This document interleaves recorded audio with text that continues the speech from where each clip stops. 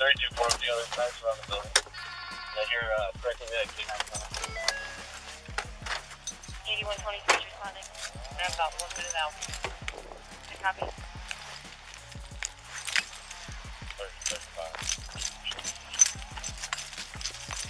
3235, repeat. Where's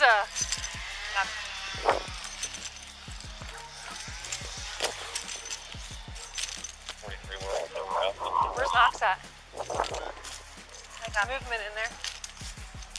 Address is 1093 Murado. Heath, they're right up there by you.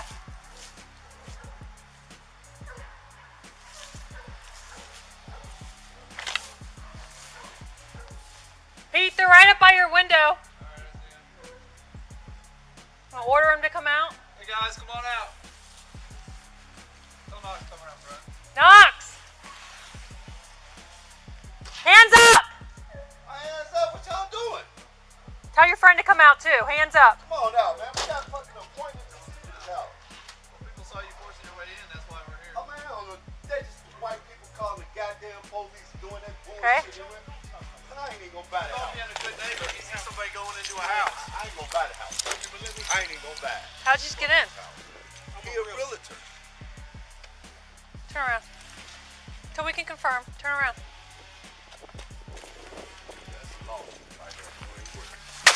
Until we can confirm. Did you use a key? Where's the key at? Where at?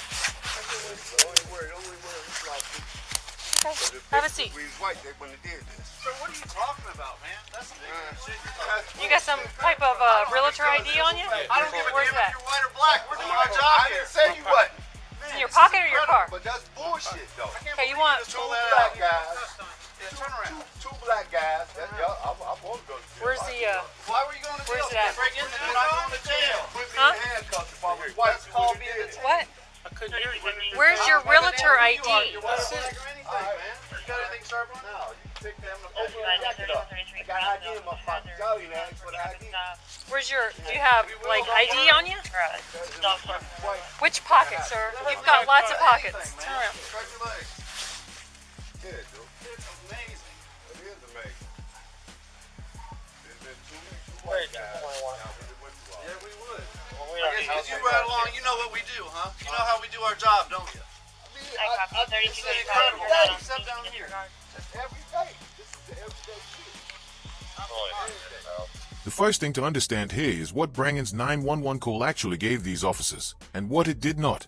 In Neveretti versus California, decided in 2014, the Supreme Court held that a 911 tip can supply reasonable suspicion to justify an investigatory stop.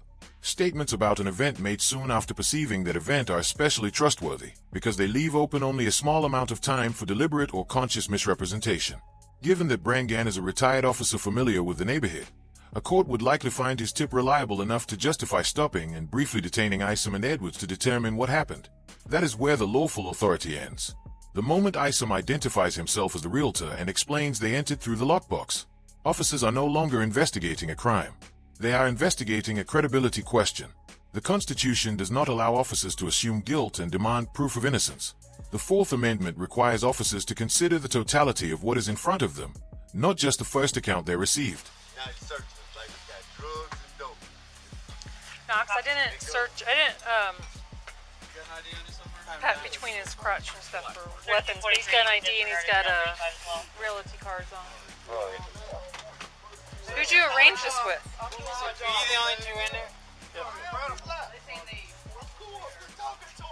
And you got into the key box? Yeah. The race card. Okay, that stuff doesn't fly. We got called and told that you guys forced entry, which is why. So just stop. Do you have an idea on him? Yeah, and he's got realty cards on. Take a deep breath and relax.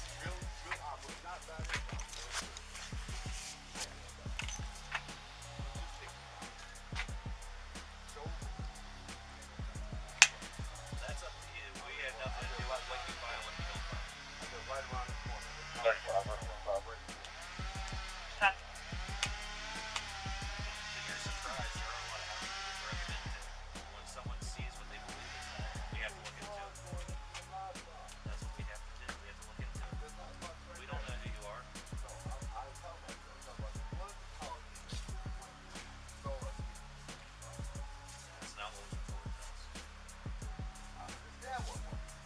you have the key to the lockbox on you? Is it in the house? Why we approach things a certain way.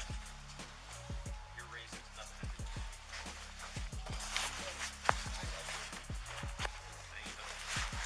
it. Hey, which pocket is it? I don't know.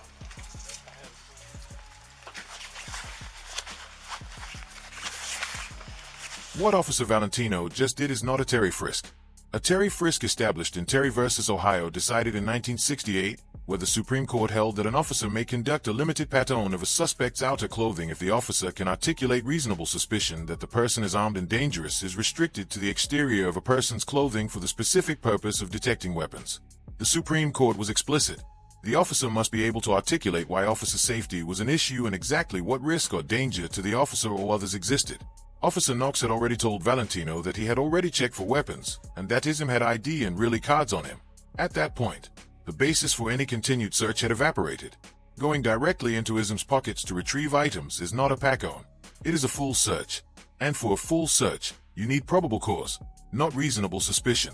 The 911 call gave these officers reasonable suspicion to stop. It did not give them probable cause to search. Those are not the same thing. And this moment is where that line was crossed.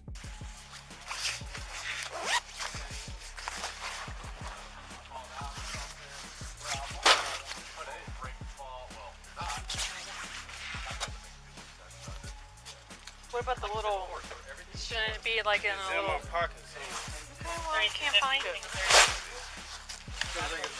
Jack up, yeah. Turn around, sir.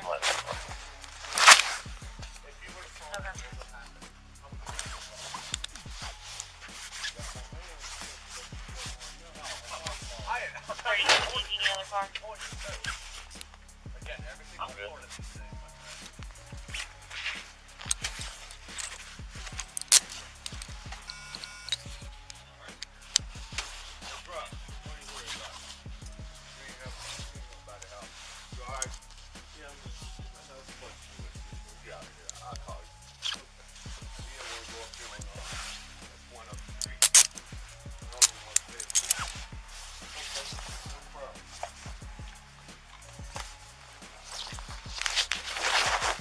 Sorry about that, sir. We can only go by what's reported to I us, thought okay? I had it in my. Yeah, I couldn't find it, so. No, not yet. Just left it inside.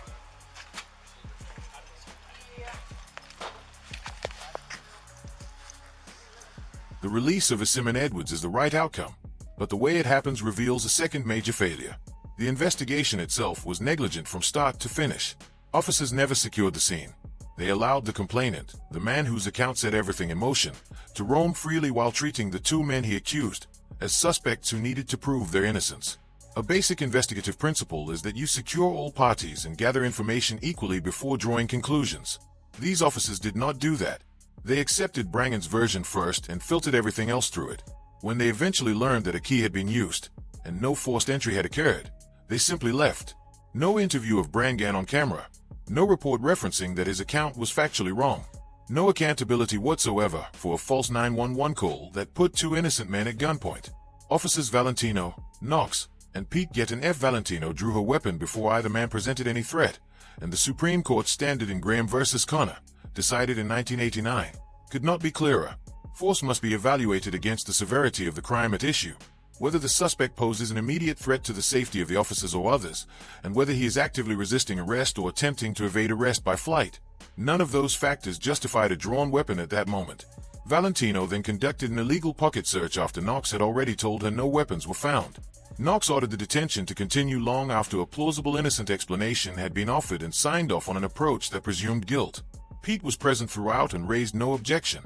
Collectively, these officers abandoned the neutrality that law enforcement demands, not because they were malicious, but because they took Brangan's word as settled fact and treated Imam's credentials as a lie to be disproven.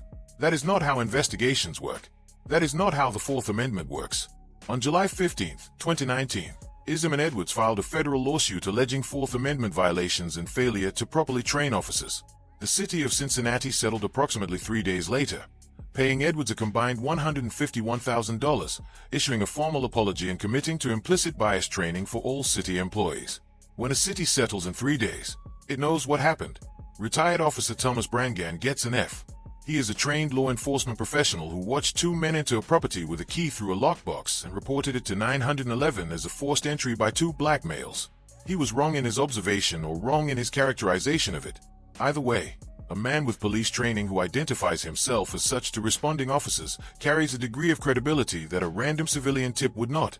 The Supreme Court's analysis in Neverett v. California acknowledges that training and proximity to an event elevate the weight given to a tip. Brannigan's status amplified the harm his false account caused. He was never formally investigated for the call he made. He should have been. Jerry gets an A+. He was calm, cooperative, identified himself immediately, explained exactly why they were there, and maintained his composure throughout a situation that was humiliating, unnecessary, and unlawful. He did not escalate. He did not give officers a reason to take the situation further than they already had. And when it was over, he did not simply move on.